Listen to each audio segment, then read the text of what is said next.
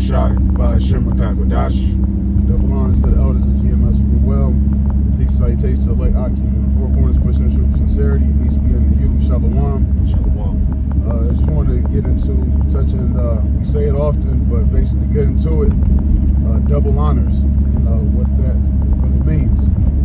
You know, we say it at the beginning of the videos, but what does it mean, you know, double honors, you know, to the elders that rule well. Because you have a lot of people come up, you know, they're new, you know, they don't really, some of them don't even know who the founding fathers of this truth are.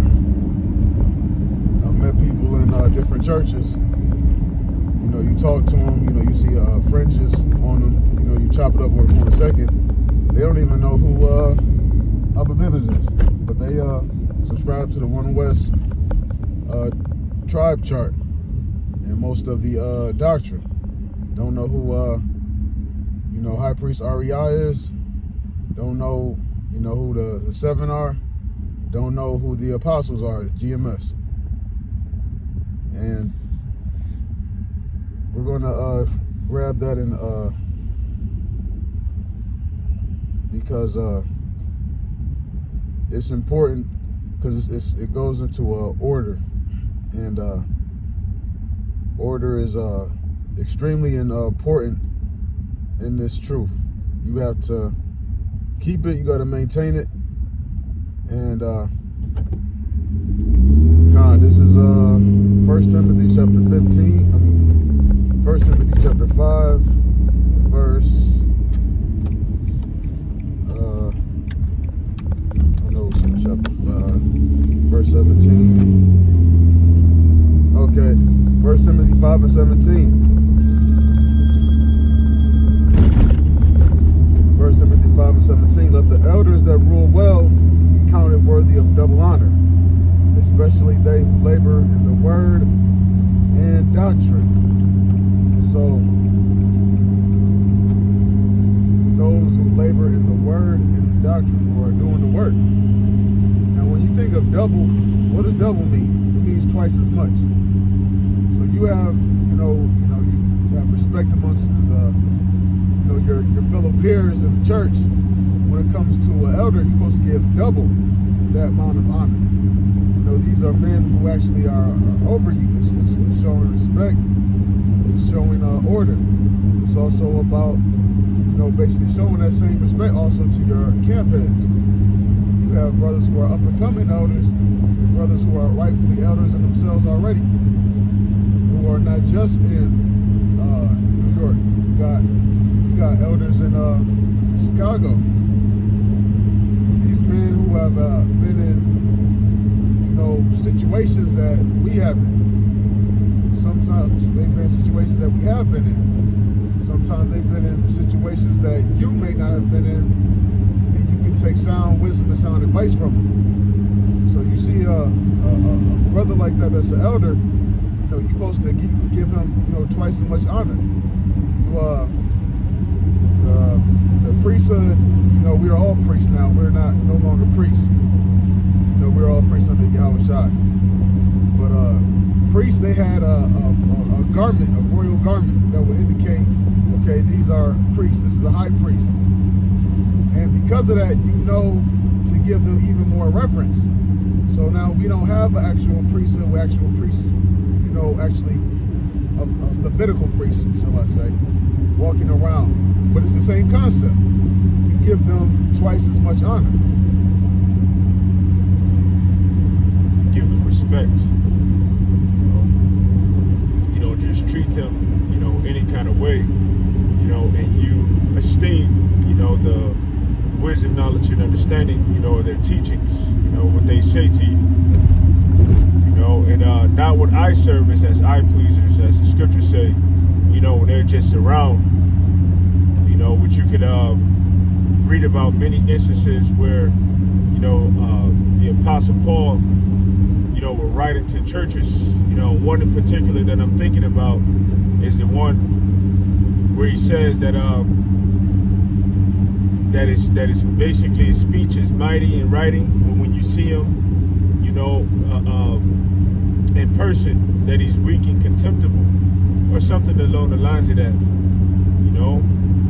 So you don't just do, particular eye service, when you get an exhortation or you get a rebuke or whatever, when they're around, you on point, when they're not around, you have to maintain that same respect, towards them and towards their words, that they're teaching you.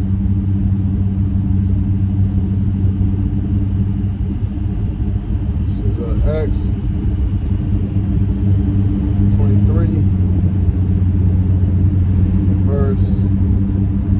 I'll start with verse 1. And Paul, earnestly beholding the council, said, Men and brethren, I have lived in all good conscience before God until this day. And the high priest Ananias commanded them that stood by him to smite him on the mouth. Then saith Paul unto him, God shall smite thee, thou with it law, for sittest thou to judge me after the law, and commandest me to be smitten contrary to the law. And they that stood by said, revilest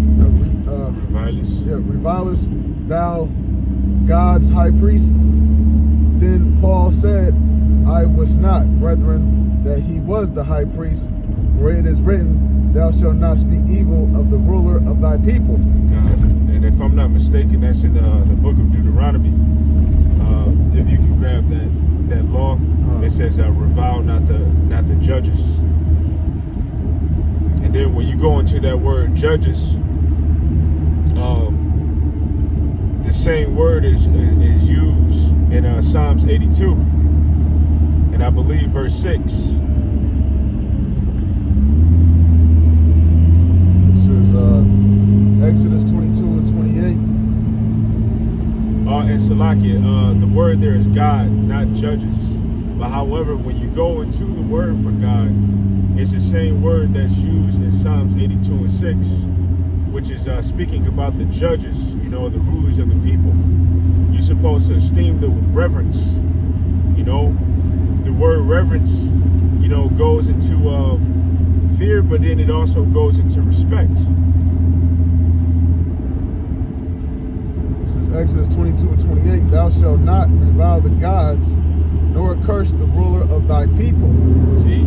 And that's what they were accusing the Apostle Paul of. And the Apostle Paul, that shows you that he was a master at the law. He knew the law. He said, as touching the law, a Pharisee of the Pharisees. So he was raised up under Gamaliel. So he knew the law. But ultimately, he quoted this law right here. Which says not to revile, the high priest, or to revile the judges of thy people. Now, when Yahushua died and rose again, there was a change in the order of priesthood. All right, and being that it was a change in the order of priesthood, now we have men that are set up in a position, all right, that the Levitical priests would have been in, all right, and basically that are set up to watch over us. And this type of honor, all right, as the brother is going into, we're supposed to show towards him.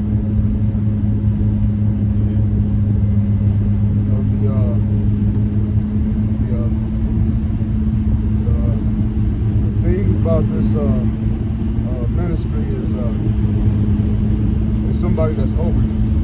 There's ranks, and even with somebody who's not even necessarily an elder, somebody that's over you in rank, you could be a brother that just came in, and there's another brother who's been in this 7 years, and maybe he's not quite an elder yet, but he's a good, solid brother. You're still supposed to show that brother respect and order. That brother gets orders from his heads, from his tops, and he executes them. He tells you to do something, then you actually are being rebellious against your own heads. It's just that they gave another brother to execute that command. So you have to actually be in order in this thing. Sometimes also it's about not asking questions all the damn time. Asking questions, why I gotta do this, why I gotta do that. You ever been in an army? Because we're in a spiritual warfare. We're spiritual soldiers. If a sergeant tells you to do something, you can't sit there and ask, well, why I gotta do this, or why you want me to go there? That's precious time. He can't sit and explain to you why he wants you to do this, why he wants you to do that. That's precious time that an enemy could attack you. You know, you give an order, follow it. You know, always asking whys and how comes and all this, and nobody's going to be sitting and explaining every single detail to you to the point that you get every single thing. If a brother chooses you to do something particular, well, I did this the last 4 times. Why this? He don't got to do this. Well, you don't know what portion that brother has been given, so don't worry about stuff like that. You got to just worry about, you know, yourself in this thing. The orders that you were given. When you said that, it reminded me of the situation where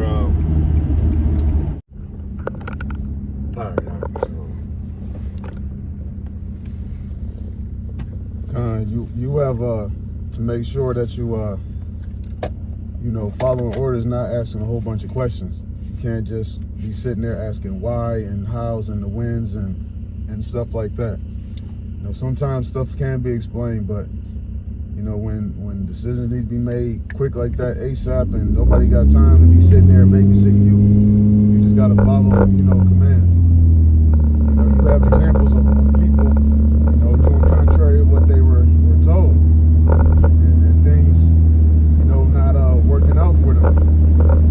You know, Lot's wife, she was told, you know, not to look back. We don't got time to explain why you shouldn't look back, and you know, we need to do this. You were given a specific order, specific instruction. Follow it. And by not following it, now you're dead. You're a pillar of salt.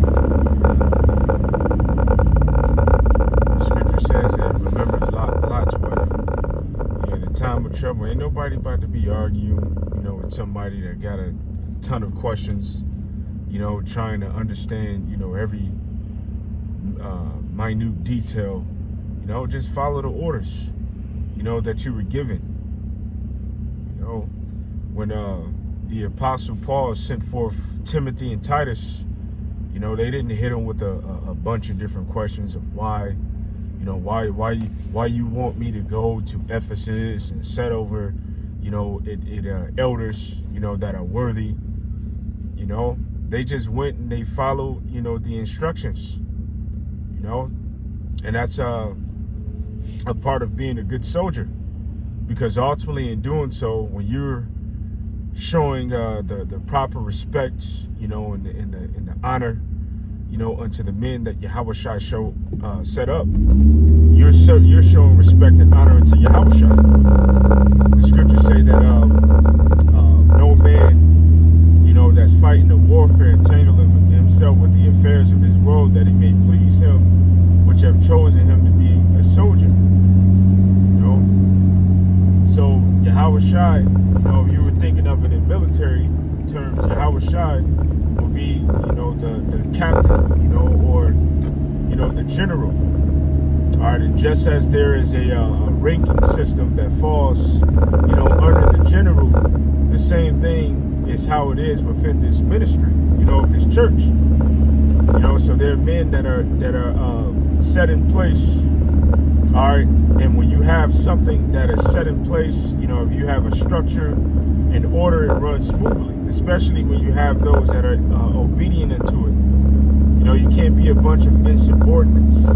You know, when everybody just doing their thing, nobody following the order, you know, or listening into, you know, the chain of command. Or that thing is going to easily fall apart. Sometimes, you know, it can just be one person that not following orders, it can mess everything up.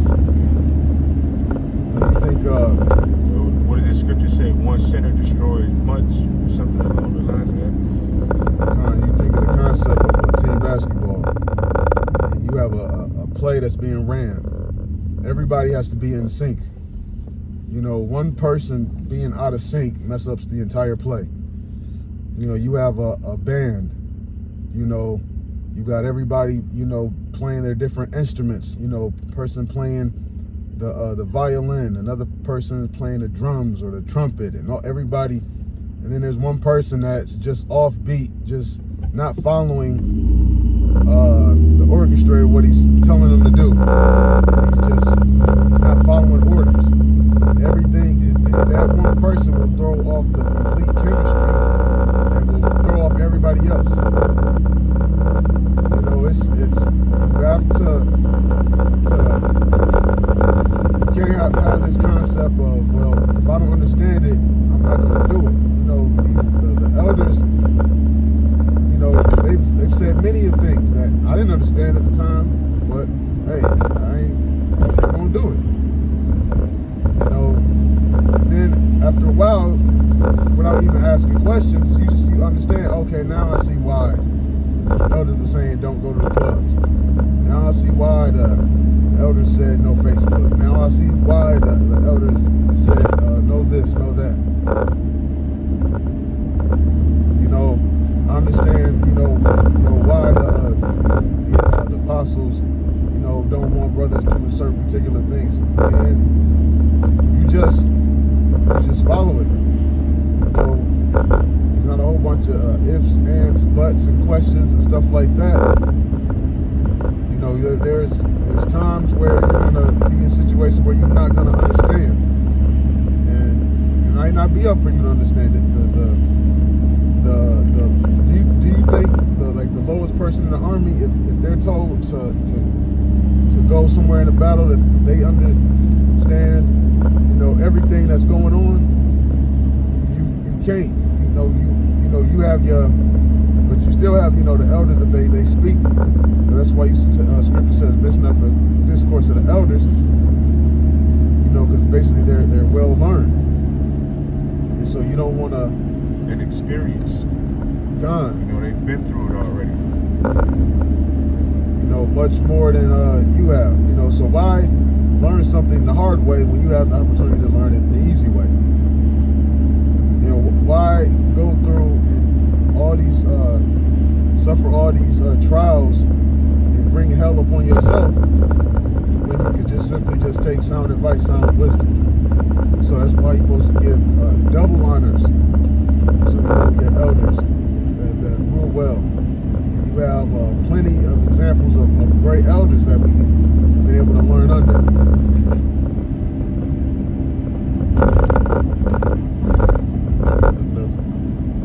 Alright, on that note, I want to give all praises unto Yahweh, Ba'ashem, Yahweh Shai, Ba'ashem, Rakak Padash, double honors to the elders, GMS, rule well.